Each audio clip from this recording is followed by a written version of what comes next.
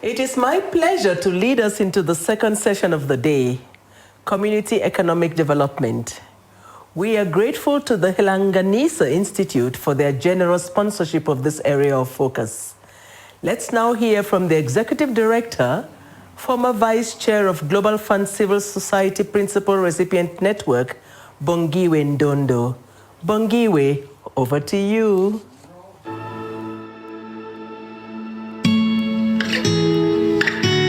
A single act of good can go a long way. It can cross oceans and foster opportunity. As members of Rotary, we are people of action, and our actions have the power to speak loud and clear. We choose to see the world for what it could be. Through our commitment to advancing economic and community development around the world, we've seen its boundless potential firsthand. Thanks to Rotarians like you, we've seen the number of people living in poverty worldwide drop by more than 50% in the last 20 years. Our efforts are fostering entrepreneurship and economic self-sufficiency to create lasting change. We're altering outlooks and feeding communities in need and giving families a viable path out of poverty. With vocational training, mentorship, and access to well-paying jobs. We believe that effective humanitarian organizations operate at the intersection of commerce and cause, allowing us to channel community and worldwide resources that open new doors. Today, we invite you to see what's possible. Every gift is an action that speaks volumes. When we take action, we change the world. Learn how you can support the cause that means the most to you.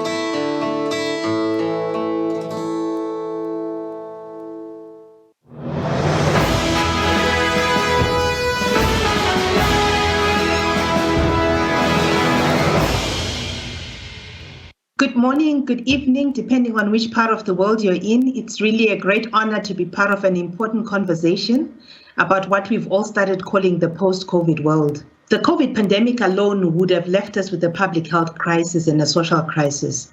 But our response to COVID-19 has caused us an economic crisis, and I would like to argue probably worsened the social crisis.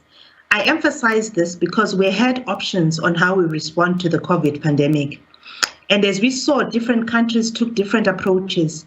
We exercised our choices correctly or wrongly, only time will tell.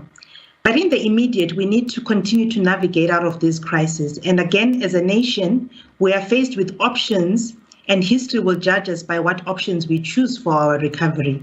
So today I want to talk about two important issues. The first is the political opportunity created by COVID. The COVID response has resulted in economic decay and caused untold social suffering. Because both these are political, I want to argue that COVID presents a political challenge requiring a political solution and not an economic one. Can we afford, for instance, to continue in the same path of economic exclusion? And what should we be doing now to build more resilience in our communities and to strengthen our shock absorption mechanisms in order to withstand future shocks? When I was asked to speak at this session, I had been thinking about the work that my organization does and how we find ourselves completely stretched during a time of growing desperation, human rights violations, and in the face of dwindling resources for community-based institutions. For over a year now, many people have been faced with the choice of either contracting COVID or dying from hunger.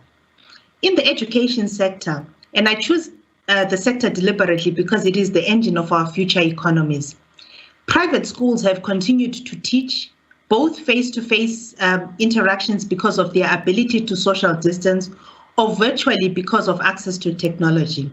On the other hand, many of us will know that many children reliant on the public schooling system continue to linger in the streets of our townships with not even basic furniture or a conducive environment to enable their home studying.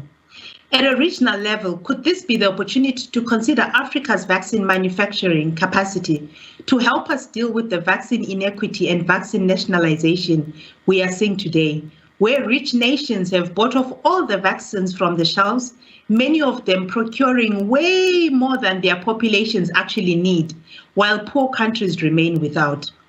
Recovery can't just be about appealing to the morality of big pharma to put people before profits, as we've been doing, or even appealing to rich nations' sensibility to pursue global public good over narrow national interests. The second issue I want to talk about is the return on investment on our recovery choices. If we go back in time, we will see that there have been shocks in our societies before, perhaps not of global magnitude, but there are lessons to be learned nonetheless. The Ebola crisis in Central and West Africa caused similar devastation, and I think because it was a public health crisis, it's very instructive to learn from it. It was grassroots structures in the form of churches, traditional institutions, and community-based organizations whose vigilantism saw the arrest of the spread of infection and mitigated its impact and even spearheaded the recovery. So as we debate this issue today, I would like to draw lessons from countries with vibrant grassroots movements and how their social nets have mitigated disasters. The lessons for us at Hlanganisa Institute is that investing in community-based organizations and grassroots movements potentially grows our social nets, builds social capital, and fosters resilient societies with better capacity and capability to absorb shocks. So I'd like to invite those of you who want to be part of making and driving social change during this recovery period to partner Hlanganisa in looking at how we can channel more resources to the communities that need them. And in doing that, we will definitely get a better return or a higher return on our investment. I'd like to say to welcome all the speakers in the session today, and I hope we're going to have a very meaningful and very exciting and very challenging and thoughtful conversation as the day progresses. Thank you very much.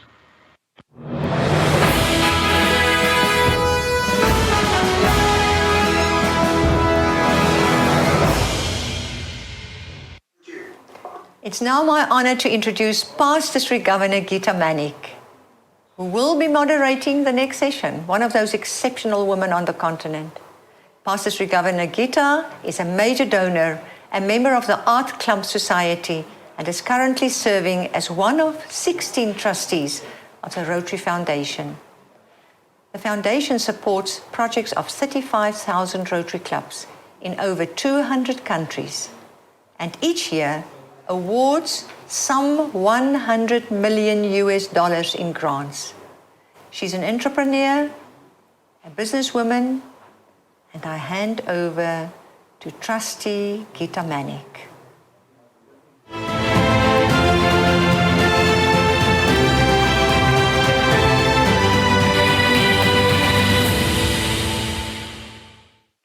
A very good morning to all joining us virtually this morning. My name is Gita Manik, and I'm a past district governor from East Africa. Currently, I'm serving as a trustee of the Rotary Foundation. The Rotary Foundation invests in people to create measurable and enduring economic improvement in their lives and their communities. Strengthening the development of local entrepreneurs and community leaders, particularly women in impoverished communities, is a strategic objective of the foundation. Economic and community development walk hand in hand with entrepreneurship. We believe in developing opportunities for decent and productive work, particularly for youth, in building the capacity of local organizations and community networks to support economic development and to supporting studies related to economic and community development. In this session, we will look into the impact of community economic development in the advancement of this beautiful continent. Dr. Kosana Moyo, the Executive Director of the Mandela Institute of Development Studies, will start us off with a talk on how Africa can emerge stronger after the COVID-19 pandemic. This is an economic outlook of the continent post-pandemic. Without further ado, I'd like to welcome Dr. Kosana Moyo, Executive Director of the Mandela Institute of Development Studies, also known as MINDS. Dr. Kosana Moyo is the founder of MINDS. He was until August 2011, the Vice President and Chief Operating Officer, African Development Bank, Nkosana Moyo is a national of Zimbabwe. He holds a PhD in physics from the Imperial College, University of London, and an MBA from Cranfield School of Management, United Kingdom, an Eisenhower Fellow. Dr. Nkosana Moyo.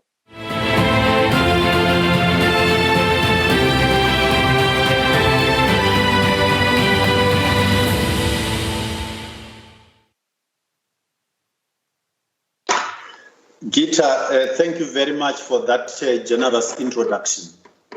Good morning, ladies and gentlemen. Allow me to start by congratulating Rotary International for attaining this milestone. It is not an insignificant achievement. As you are all well aware, not many organizations live to see their centennial birthday. I wish you another 100 years.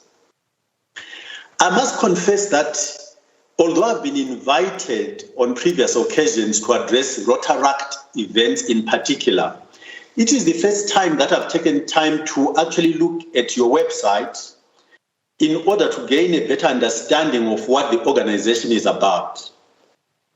Your vision statement is very apt for the times we live in, although I suspect all generations, both before and after us, would say the same. That in itself must indicate that you are an organization for all time, which explains why you have survived for 100 years and will likely survive for many more, provided you continue to be true to your vision. Now then, how can Africa emerge stronger after COVID-19? I'm often intrigued by how it appears that those who have gone before us yet most things about life figured out.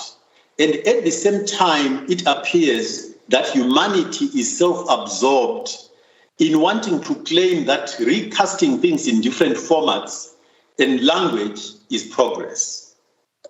In most languages, you will find adages and idioms that encapsulate wisdom that has been crystallized over millennia.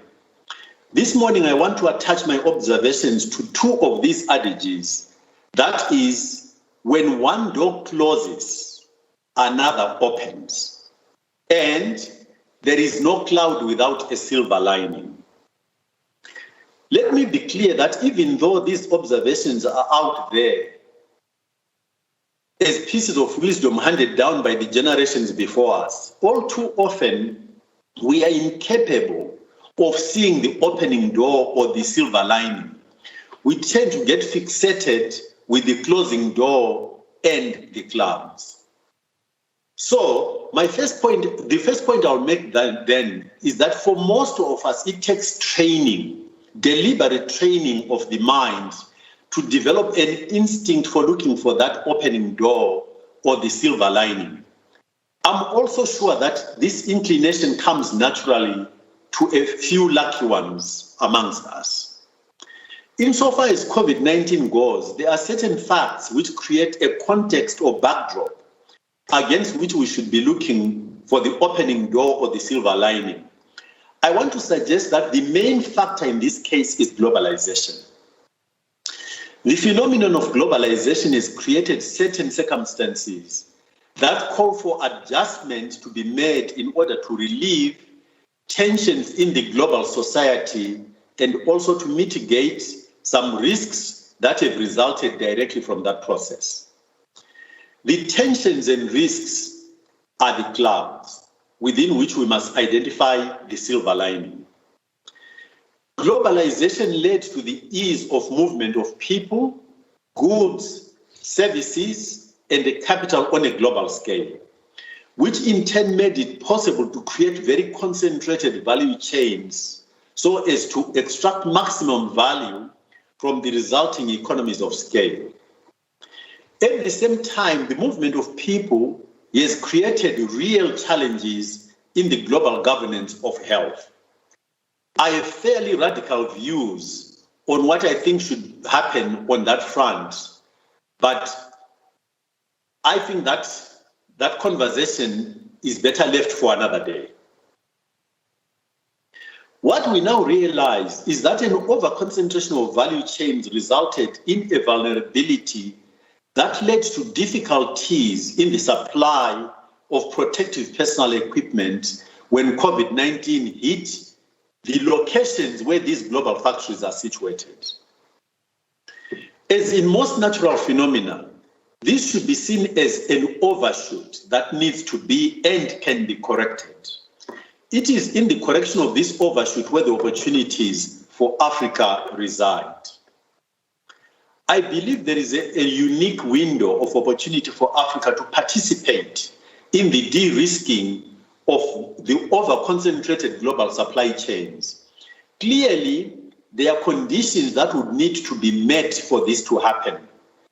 And this is where I think we need to really focus and have clarity, because the interventions we make in the light of what has happened are what will open the doors for Africa's participation and benefit in what goes on globally. Critical amongst these things that we need to address are the following. The first one, an integrated African economy of scale that attracts investment capital. If most of the continent becomes one addressable economy without all the hassles of duties and innumerable border controls, investors will take a serious look at the continent. The Africa Continental Free Trade Area would come into its own if practical steps are taken quickly and it is seen to be working for real.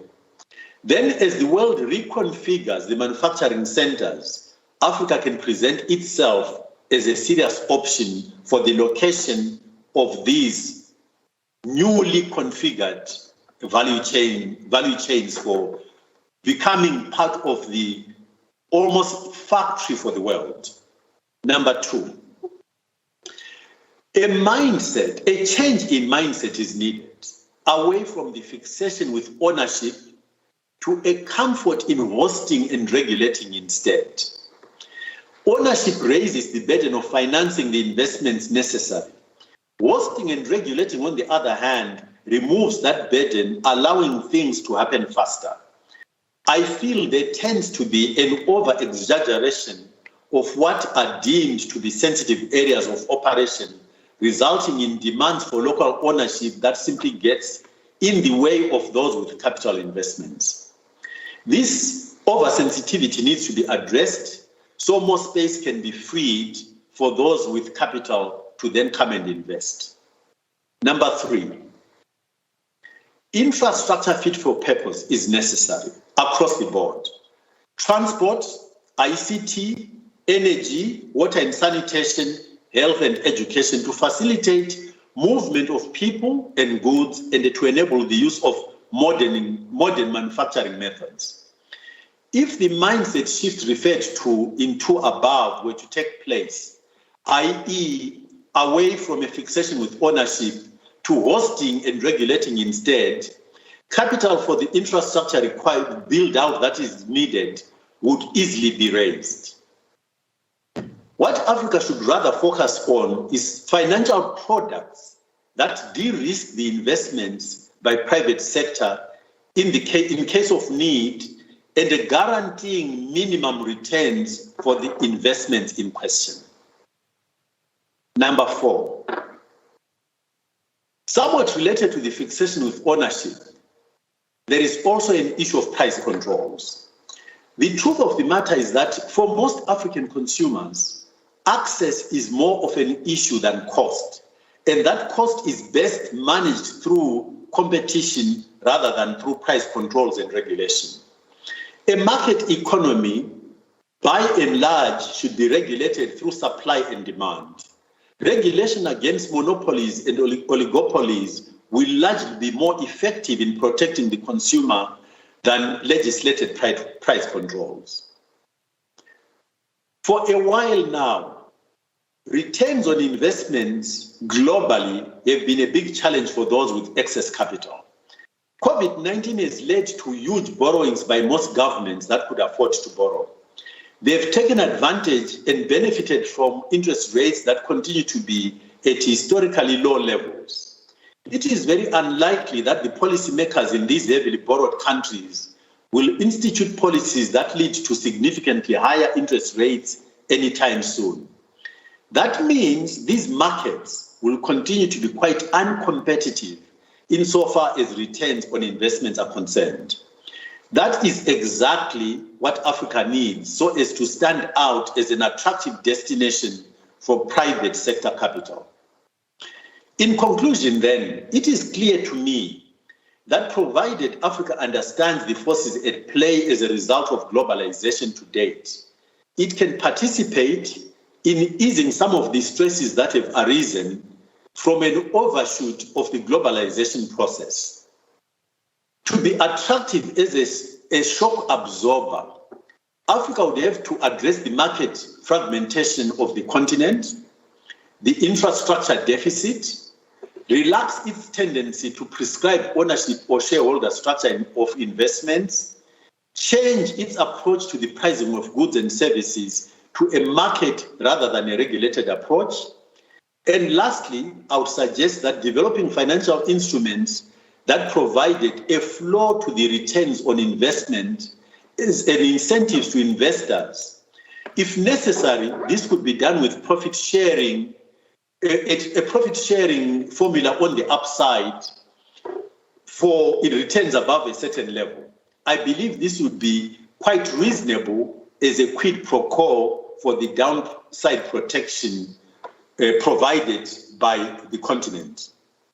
It is my view then that addressing these specific 4 areas would create a real opportunity for Africa to come out of COVID with a chance of extracting value, or at least seeing the opening door and not focusing on the closing one, and seeing the silver lining as opposed to getting fixated on the clouds that loom large, as tends to be the case. Thank you very much.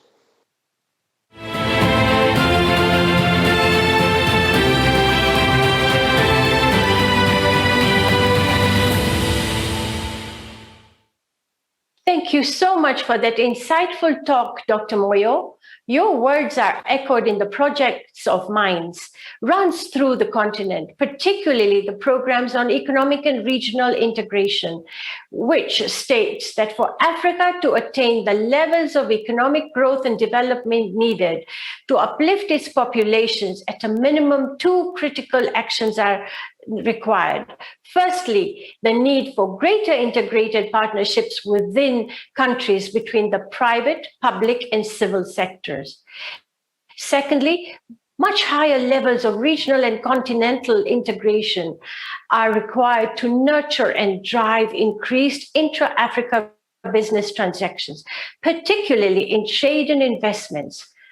For both these things to happen, inclusive participatory platforms that foster a deeper understanding and appreciation of roles that each sector plays is needed.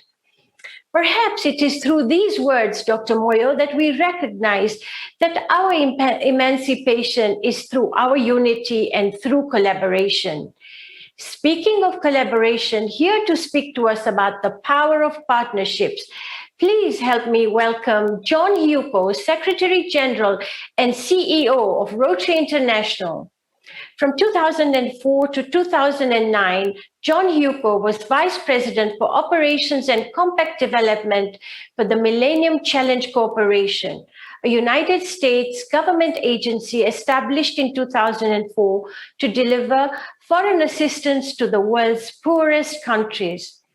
At MCC, he was the principal United States negotiator for foreign assistance agreements to 26 countries in Africa, Asia, South America, the Middle East, and the former Soviet Union. During his tenure, he completed the negotiation of assistance agreements totaling to $6.3 billion to 18 countries for infrastructure, agriculture, water and sanitation, health, and education projects. As Secretary General, John Hugo leads a diverse staff of 800 at Rotary International World Headquarters in Evanston, Illinois, United States, and 7 international offices. He and Marga are major donors to the Rotary Foundation, and they live in Evanston. Over to you, John.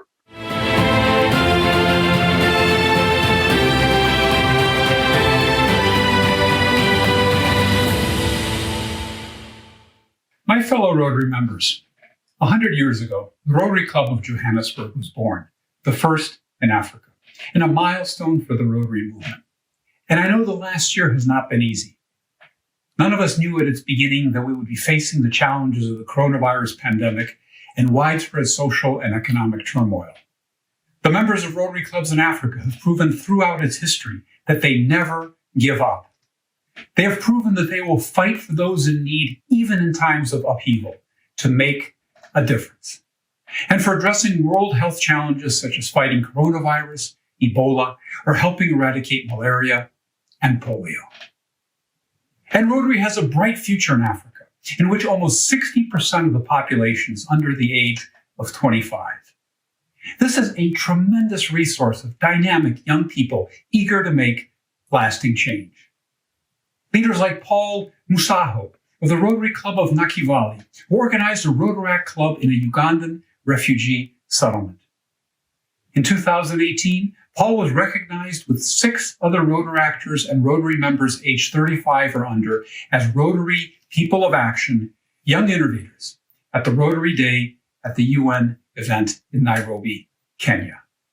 In Paul's words, our refugee community realized our local challenges needed local solutions, and that we can solve them ourselves. We are a generation of change and inspiration.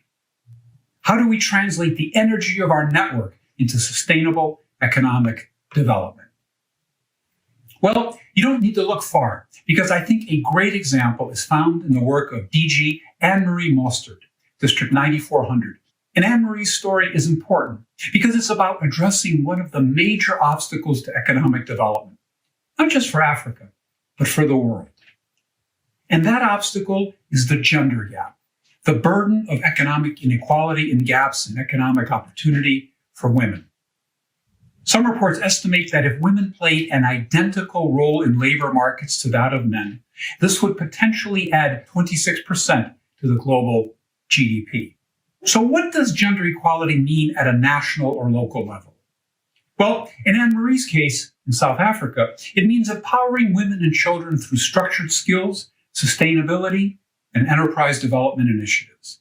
South Africa is one of the many countries where women work more minutes per day than men.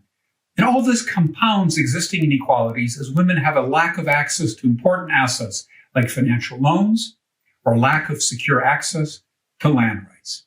So she started a nonprofit called Sisego Cares, based on a model that combines socially responsible business with sustainable projects to empower vulnerable people through skills and enterprise development.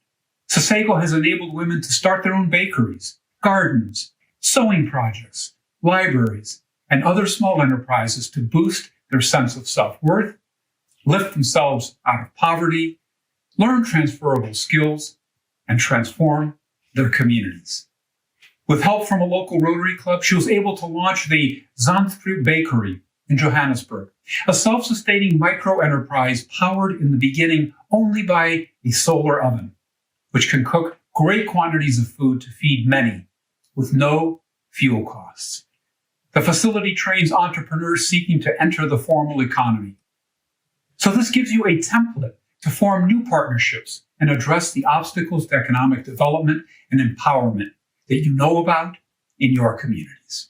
When a movement endures and thrives as yours has done, it's a testament to the success of your service and to the value you have brought to every member who's come to Rotary to put service above self. You joined those who helped draft the UN Charter in San Francisco in 1945. You joined those who spearheaded the most successful global health partnership in history, bringing one of the world's most feared diseases, polio, to the brink of eradication. So I wish you all the best for many, many years of friendship and service in Rotary as you bring lasting change to your continent, your communities, your countries, and your fellow human beings across the globe. Thank you very much.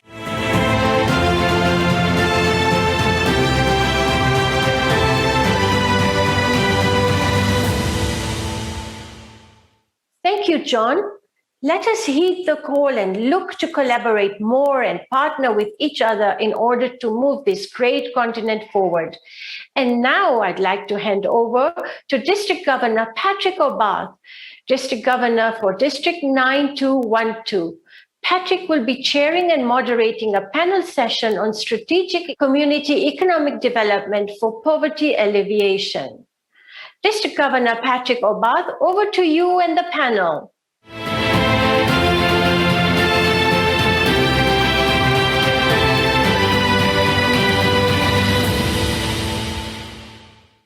Thank you very much, and welcome everybody to this session, which is one on community economic development. And this fits very well with the mission of Rotary, which for most of you who are Rotarians, we know is together we see a world where people unite and take action to create lasting change across the globe, in our communities and in ourselves. And in the area of communities, we have a few facts that resonate with why Rotary is doing what it is. Nearly 800 million people live on less than $1.90 a day. And one of the key objectives of Rotary is to look at sustainable solutions to try to turn this around. And how do we do this as Rotary? We work to strengthen local entrepreneurs and community leaders, particularly women in impoverished communities. And through this, we try and create lasting change within those communities where we operate in as clubs and as members of Rotary. We also, as individuals, become resources in the communities where we are living, where we operate, in the way that we help networking, we advise people on new business opportunities, and also in terms of management training and facilitation. And we try to then also link some of those entrepreneurs and some of the traders and business people into financial opportunities that can help them to grow within their communities. So it's on that background that we're going to have this session today with three very eminent people. And I'll ask each of them just to say a little word about themselves and the companies which they represent. And let me start with Kola Masha, who is the managing director of a company called Baba & Gona in Nigeria. Kola, over to you, please. Tell us a little bit about yourself and your company. Well, thank you so much, Patrick. An absolute pleasure to be here. So Baba & Gona, which means great farm in the language of northern Nigeria, Hausa. Today, we are on track to be the largest maize-producing entity in Africa. We operate a model where we basically support a network of smallholder farmers to dramatically improve their productivity and profitability. Today, we are supporting about over 110,000 acres of maize production and supporting those farmers to achieve net incomes that are more than double the national average here in Nigeria. We've now been at this for over 10 years now. And over that period of time, we've consistently enabled our members to dramatically better their lives while ensuring that we are creating a financially sustainable model that is able to achieve repayment rates of over 99% on the financing we provide the tens of thousands of smallholder farmers that we've supported over the last 10 years. Thank you very much, Kola, on that. And let me now move over to David Osamba, who is the founder and CEO of Nyabon Enterprises Limited, which is an organization focusing on farm mechanization solutions for smallholder farmers. David, if you can introduce yourself a little bit and your organization as well. Over to you. Thank you very much, Patrick. It's a great pleasure to be here. At Nyabon Enterprises Limited, which I founded about 6 years ago now, we recognize that there is a need for us to be able to do something about our African smallholder farmers in terms of the way they approach agriculture. So at Gabon Enterprises Limited, we focus on the provision of mechanization solutions to smallholder farmers. We bring appropriate low horsepower machinery, mostly from India and China, which we then use to package mechanization solutions that meet the needs of smallholder farmers. One of the things that we realized was that the way smallholder farmers approach farming in Africa is such that it is not profitable. It doesn't put money in their pockets. And this is because of the fact that they have used rudimentary methods of farming ever since we were going to school almost more than 40 years ago. So the machinery that we bring is very much appropriate for smallholdings. And in the work that we have done, particularly in the western part of Kenya, looking at the rice value chain, through the models that we've been able to formulate and pilot, we have been able to increase the productivity of paddy rice production by more than 30%. In fact, the yields that the farmers are now getting are helping them quite a lot in terms of getting more money and also improving the quality of the rice that they send to the market. So we are now in the process of scaling up the solution that we developed over rice value chain to include other crops like sorghum, like cotton, and even horticulture, so that the smallholder farmers can be able to improve their living standards and get more money in their pockets. Excellent. Thank you very much. And obviously, my name is Patrick Obath.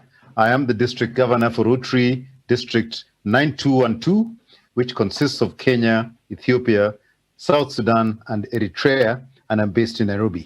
And I'll be the moderator for this panel discussion today. So let me start with you, Kola. You're obviously engaged in what I call market systems. You're looking at the full value chain in terms of trying to improve the value to the farmers. And so from where you sit, how's your company contributing to growing the local economy? Give us a bit of granularity around some of the details of what you're doing, especially around how the communities are being developed from that point of view. Kola. Well, thank you, Patrick. So fundamentally, what we do at Babango now is we better the life of our members. And the way that we do that is that we go out and we identify individuals we believe will be great leaders of grassroots level farmer cooperatives.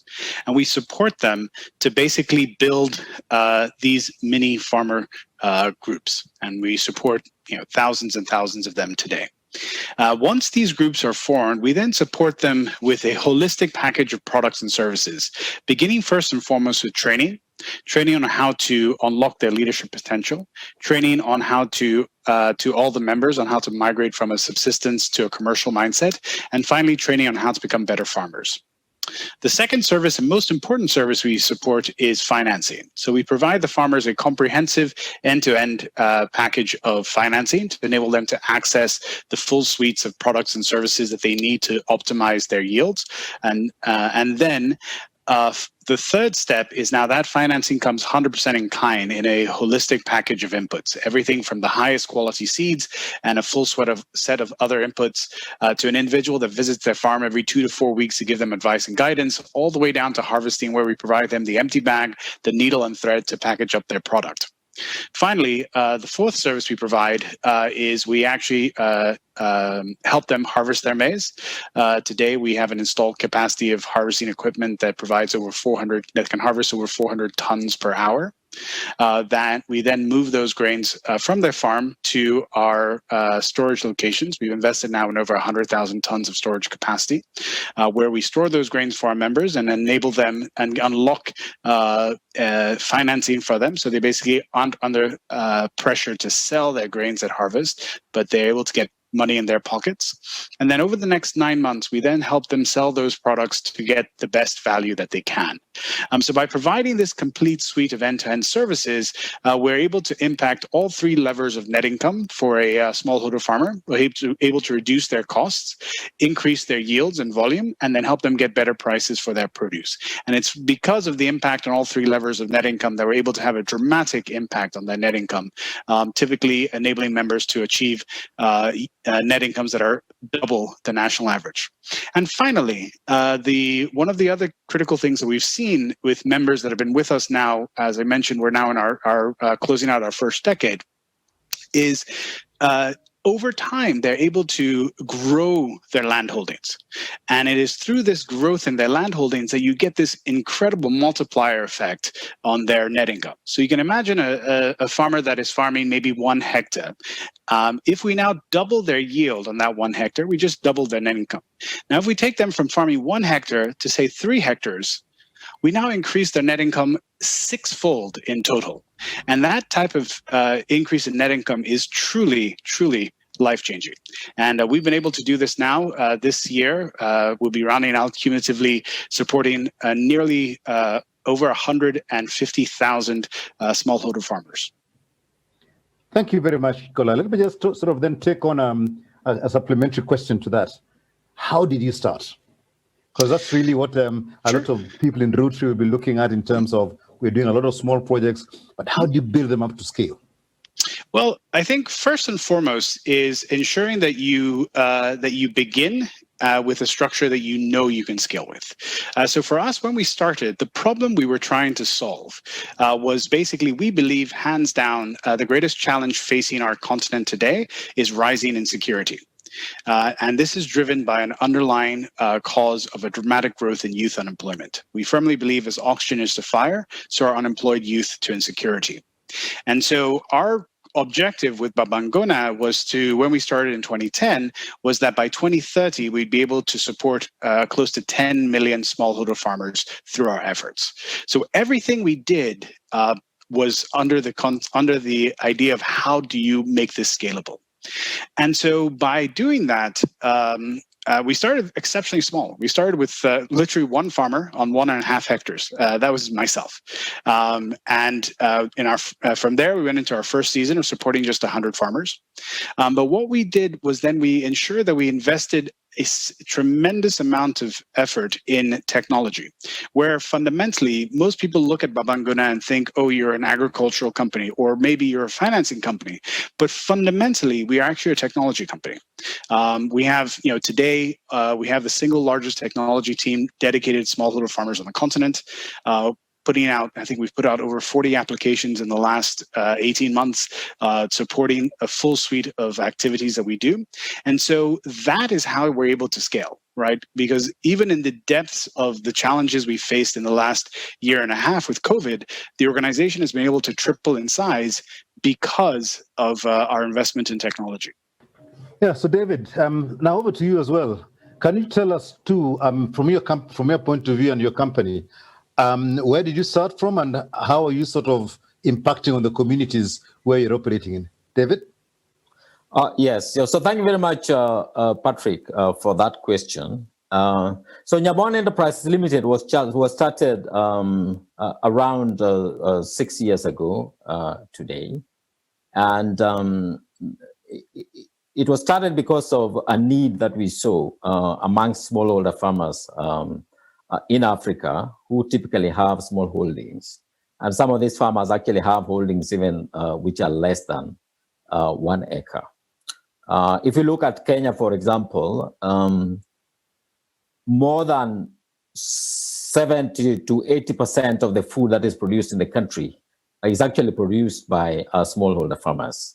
And these smallholder farmers with their small farms, they have been using rudimentary methods to be able to till the land, do planting, and all the other activities. And we felt that technology is now available in the world, which can actually be used by the smallholder farmers so that they can be able to improve the yields that they get, and also the quality of the food that they produce. We also felt that the approaches that the farmers were using to be able to produce crops was not efficient. It was an approach actually that was not, making them to be as productive as they could. And they were not making as much money as they could. Actually, some of the farmers go ahead and produce crops without making any money at all. So for these reasons, we felt that if we brought appropriate technology, if we brought appropriate machinery that the farmers could use and have access to at affordable prices, they would then be get to till their small pieces of land. They would be able to improve the yields of the crops. And they would then be able to get market and be able to take their produce to and sell them for them to be able to make money and improve their livelihoods. So these are actually some of the reasons why we decided, to go into this business. But obviously, when we started, reality, hit us because we did find that the same farmers that we wanted to help with all this appropriate technology, were not, making enough money to be able to afford the equipment that we were bringing. So we had to go back to the drawing board and come up with innovative solutions which would help us be able to bring these technologies in a way that the farmers could be able to afford them. And that is the reason why we decided to develop a model which we are calling a value chain focused model, where we are looking at the approaches that we are recommending to the farmers in an integrated fashion to ensure that the farmers know where they're going to sell their crops right before they start. They know what the machinery they're going to use to produce the crops as we are, obviously selling to them. And they are able to produce these crops and then sell them and make money for themselves. Yeah. So these are the reasons really why we decided, to do what you're doing. And over the last 6 years, we have actually found that the models are working. And if you look at the rice farmers that we started working with in Kisumu County, they have been able to almost double their yields in certain circumstances. And the net profit that they are making now are in excess of 30%. Thank you very much. So similar problems, slightly different solutions from the two of you. Now, let me just raise the discussion one stage higher, and this is now to look at the area of policy support. And I'll start with you, David. Obviously, you're operating as an entrepreneur within your own area, and you've found you've seen a need, and you've gone into some kind of social enterprise to try and sort out that particular problem. What kind of policy support do you think you would need to make that happen in a bigger way? What in terms of the county governments and that kind of thing? David. And then I'll come to you, Kola, on that one.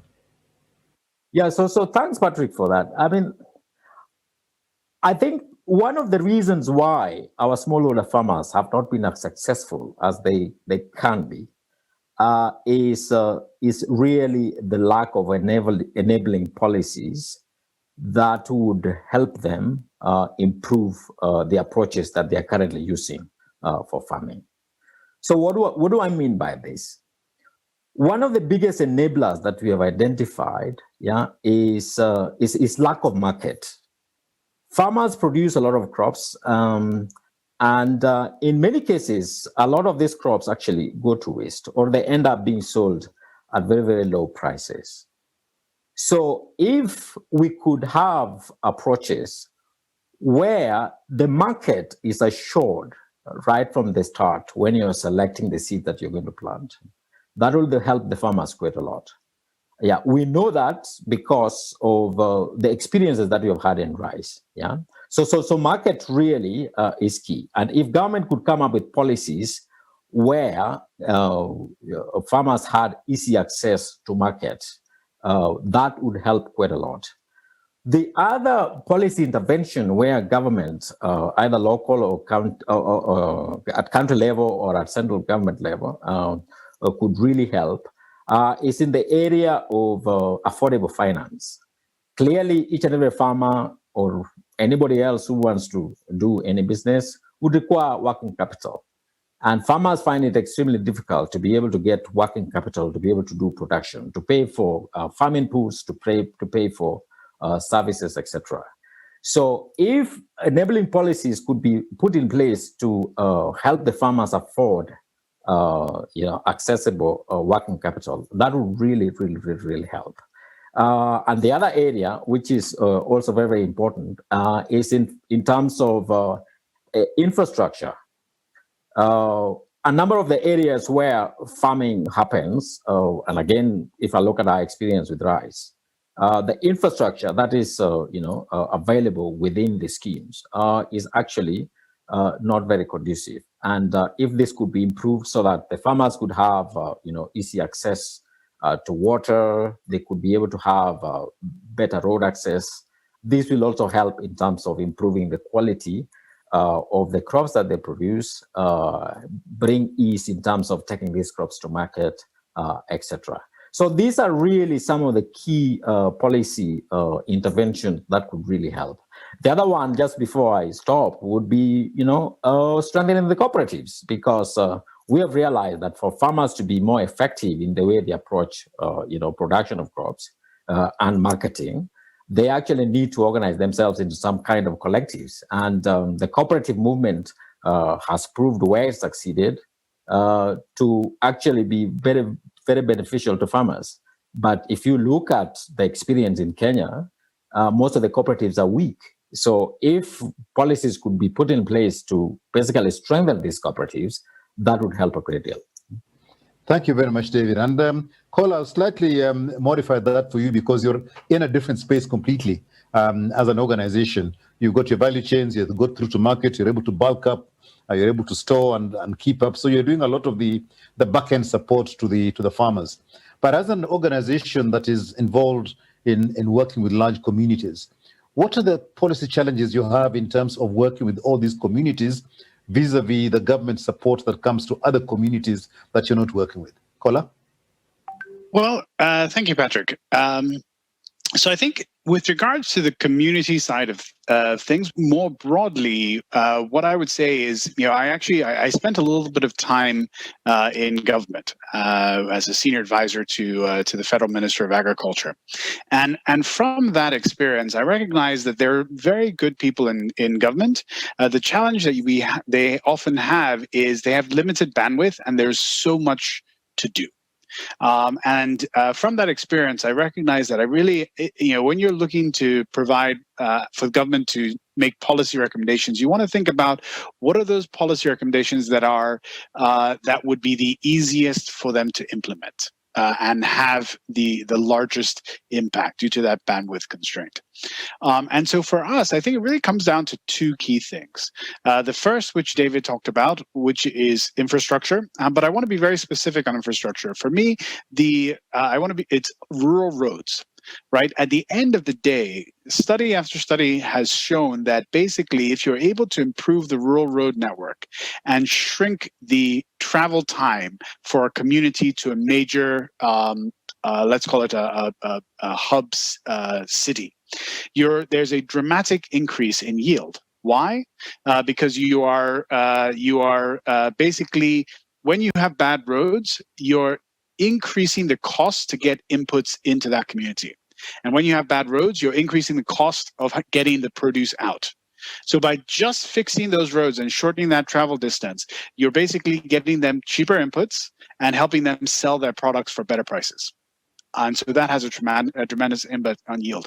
And finally, I think the other one is really around technology, specifically around seeds. I think oftentimes many African countries have put up a lot of barriers towards access to improved seed varieties, which in some cases is the right thing to do. But oftentimes I find that they are in not enabling the African farmer to access some of the best technology to be able to compete globally. Thank you very much, Cole and David. And I know we're coming to the end of our time. So I'd just like to ask you two very quick questions and just give you about a minute and a half to answer. This is on the hop, as it were. We're all living in a continent that has got similar issues. Doesn't matter whether it's north, south, east, or west. The general issues are the same. So if you're to have a silver bullet in terms of the community, social development of communities, what would that silver bullet be for you? I'll ask you, caller, first, and then I go to David. What's your silver bullet? Financing.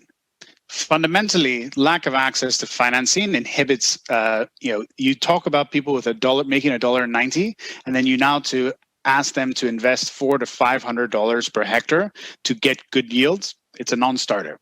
So access, not cheaper financing, but access to quantity of financing. Because the problem is not the price, the problem is access. So the quantity. So stimulating and mimicking models similar to what's done in the US with the farm credit system that unlocks $200 billion a year to farmers by governments providing guarantees to stimulate financing into the sector. Thank you, Kola. David, same question to you. What's your silver bullet? So first and foremost, I agree with Kola. The financing bit is really spot on. What I'd like to add, though, also is the approaches that I used. I think it is absolutely important that in the production of crops, if you're going to improve the productivity of the farmers, that we take a holistic look. We should not just look at one aspect of the value chain. We should take a total value chain approach so that we ensure that the farmers start with the market in mind and then work backwards to fix everything else that will enable profitable and sustainable production. So thank you very much, David, and thank you very much, Kola, for your wisdom. As you know, Rotarians are people who are trying to do good in society. They're working to try and help communities. And some of the ideas that you've given, some of the experiences you have, are going to help a lot of Rotarians who are listening to us today to try and work through their simple models. They're still helping communities in a small way, but some of the lessons that you've learned and you've given out are going to help some of those interventions to start to grow. And who knows, maybe one of these days in the not too distant future, a small project started by Rotary Club somewhere in the middle of nowhere might just become the next enterprise that is the ones that the two of you are involved in. So thank you very much. And on behalf of the Rotary Centennial celebrations, thank you for participating and thank you for coming on board to see us. Thank you very much. And back over to you, producer.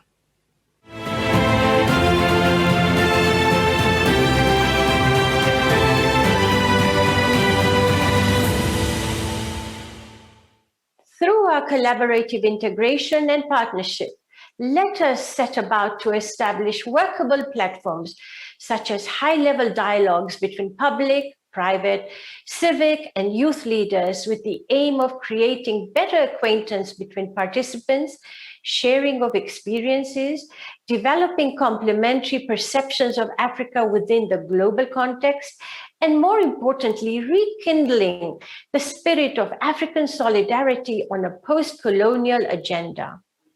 In these words, this together with Rotary Foundation's strategic intent is how we achieve economic impact for our communities across our continent. Thank you all so much for joining me during this session. I do hope this has been enlightening and inspiring for you. My name is Gita Manik. It has been a pleasure to bring this session to you today. Thank you.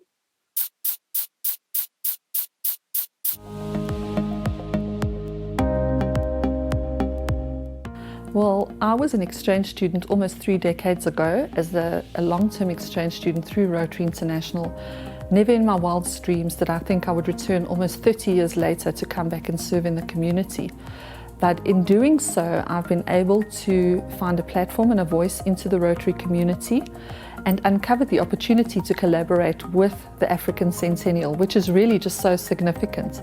So the opportunity that African Brand Architects has is to have a voice into the Centennial, and I think what drew us to this project as an anchor sponsor is certainly the shared values. There is an absolute passion between African Brand Architects and Rotary International to serve the African continent, and I think this is what has brought us together and made it so exciting. We are absolutely delighted to be working with Rotary, and not least because of the reach that Rotary has globally, but also because our values as an organization align so beautifully with the values that Rotary has as an organization. The spirit of generosity, the spirit of collaboration, the spirit of building community. So the Rotary Centennial platform allows us an opportunity to demonstrate our thought leadership in a business space, and especially in terms of innovation and creativity in Africa, but also allows us the opportunity to collaborate and to connect with people who are like-minded and share the passion that we have for Africa. The opportunity for Africa brand architects to be involved with Rotary and their Centennial event is a phenomenal element for us. That their focus is on Africa, and that's where our passion lies, is in Africa. And what the continent has to offer has definitely been recognized by the world. And for us to be involved in this journey from the very beginning excites us.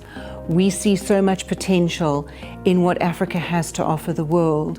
And for it to be the focus of Rotary going into the future, it's an ideal partnership for us.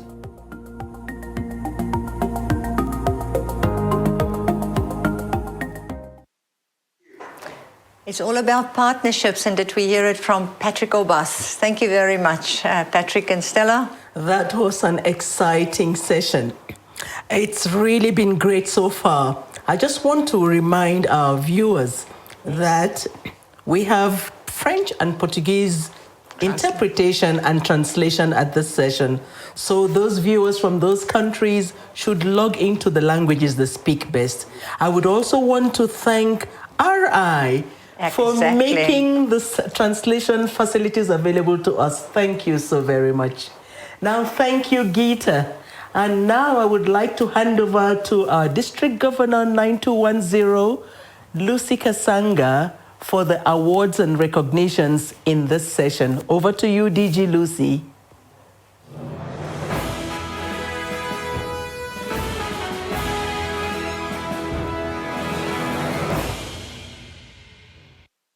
In Rotary Community Service is to encourage and foster the application of ideal of service in each Rotarian's personal, business, and community life.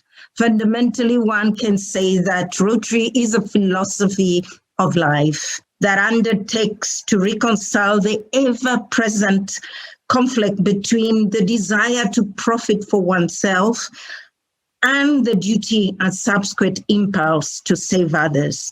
That's what we refer to in Rotary as a philosophy of service, and making it our motto, service above self. In recognizing that indeed one profits the most who serves best. So it gives me much pleasure to introduce such a person who has given of themselves, not only in the platform of community service as a politician, but have also seen and gone, recognized the commitment of Rotary, and have given selflessly $1,000 towards the Rotary Foundation. Allow me to recognize our Paul Harris Fellow, Honorable Minister Mboweni. Honorable Minister Tito Mboweni is the Minister of Finance of the Republic of South Africa from 9th of October 2018.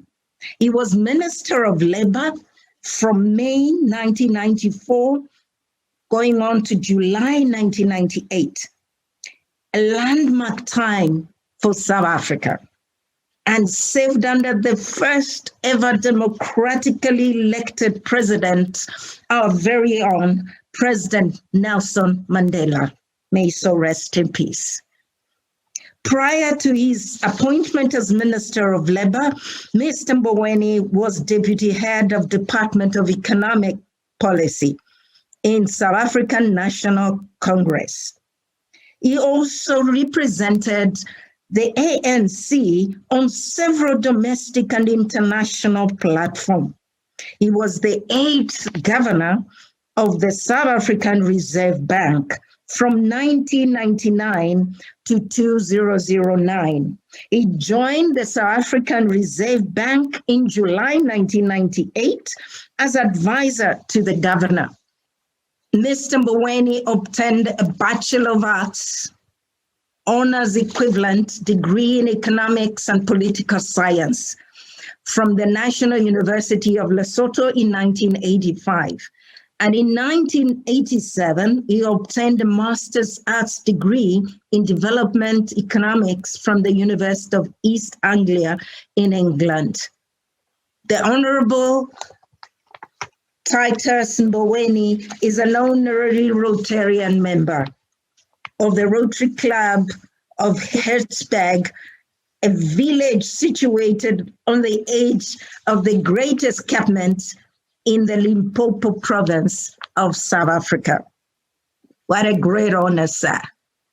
Please wear this Paul Harris Fellow on your lapel with pride, because that signifies the amount that will go back to giving and giving to our community in community service. We thank you for your commitment.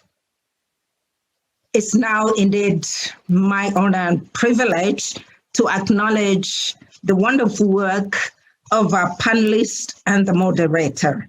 Allow me to acknowledge our very own trustee of the Rotary Foundation, PDG Gita Manik. Thank you for your wonderful work and support. We also wish to acknowledge and thank our speakers, Dr. Nkosana Moyo, Executive Director of Mandela Institute for Development Studies. Allow me also to single out and recognize our very own CEO and General Secretary of Rotary International, John Hagel. Thank you for the wonderful work and your commitment to Rotary and its vision. Allow me also to recognize our panelists together with the moderator, DG Patrick Obath, and the team, Pat Pillai, David Osamba, and Uzia Besek. Thank you for that wonderful intervention and deliberation.